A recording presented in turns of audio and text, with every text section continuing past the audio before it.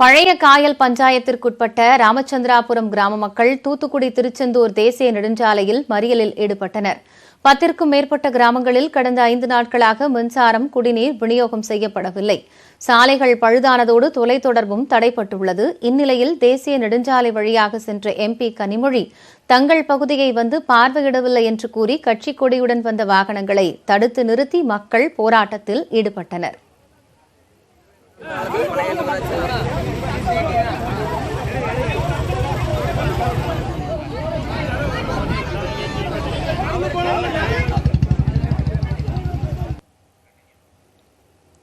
இந்நிலையில் தூத்துக்குடி மாவட்டம் ஸ்ரீவைகுண்டம் மற்றும் ஏரல் வட்டத்திற்கு உட்பட்ட பெருங்குளத்தில் வெள்ளத்தால் பாதிக்கப்பட்ட மக்களுக்கு தேவையான அரிசி, மளிகை பொருட்கள், போர்வை அடங்கிய நிவாரண தொகுப்புகளை உதயநிதி ஸ்டாலின் வழங்கினார். இது தொடர்பாக தனது எக்ஸ் பக்கத்தில் பதிவிட்டுள்ள அவர், இன்னும் ஓரிரு நாட்களில் நிலைமையை சரிசெய்ய அனைத்து நடவடிக்கைகளும் எடுக்கப்பட்டிருப்பதாக கூறினார்.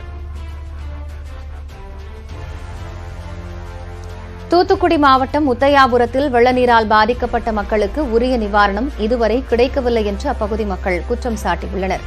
தனியார் கல்லூரியில் தஞ்சமடைந்துள்ள அப்பகுதி மக்கள் குடியிருப்புகளை சூழ்ந்துள்ள நீரை உடனடியாக வெளியேற்ற வேண்டும் என்று கோரிக்கை விடுத்துள்ளனர்.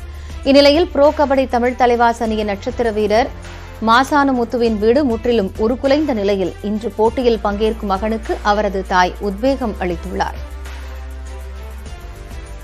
முடியாம மனசுல வச்சு இப்போ புளிங்கி அழுதுகிட்டு வெளியே சொல்ல முடியாமையும் நம்ம அப்பா சொன்னா வேதனைப்படுவாங்களோ அப்படின்னு சொல்லி உள்ள சொல்ல முடியாம புளிங்கி அழுதுகிட்டு, நீங்க கவலைப்படாதங்கம்மா, நீங்க கவலைப்படாம இரியா, நாங்க சேஃப்டியா இருக்கோம், பாத்துக்கிடுவோம், நீ நல்ல விளையாண்டு நம்ம ஊருக்கு நல்ல பேர் வாங்கி கொடுக்கணும், தமிழ் வாசல பாசனமத்து போனா இந்த மாதிரி தமிழ் நல்ல பேர் வாங்கி கொடுத்துருக்கான் அப்படின்னு சொல்லி நல்ல பேர் வாங்கி கொடுக்க, நீ எங்களை பத்தி நினைக்காத அப்படின்னு அழுதான்.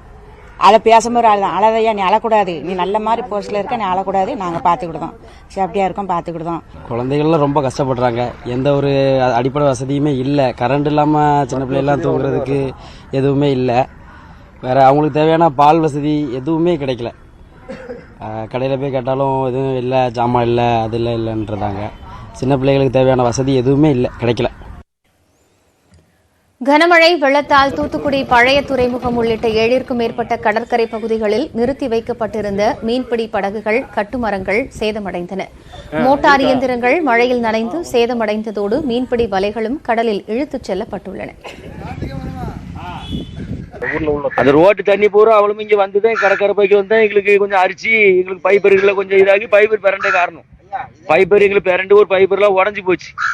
அது பைப்பர் தண்ணி ஓட்டு தண்ணிக்குள்ள இருந்தா எங்களுக்கு பைப்பர்லாம் உடஞ்சி உழந்து போச்சு. இப்ப 2-3 பைப்பர்ல தண்ணி ஏறி தண்ணி பூரா கோரி ஊத்தி அது பைப்பரை வலை ஒரு செட்டு 2 செட்டு வலை போயிட்டு 2-3 வலை செட்டு அப்படி போயிட்டு ஓட்டு தண்ணிக்குள்ள. இது மழை தண்ணி எங்க ஊர்ல உள்ள தண்ணி பூரா இங்கிட்டு தான் வாரதுக்கு பாதை இருக்கு.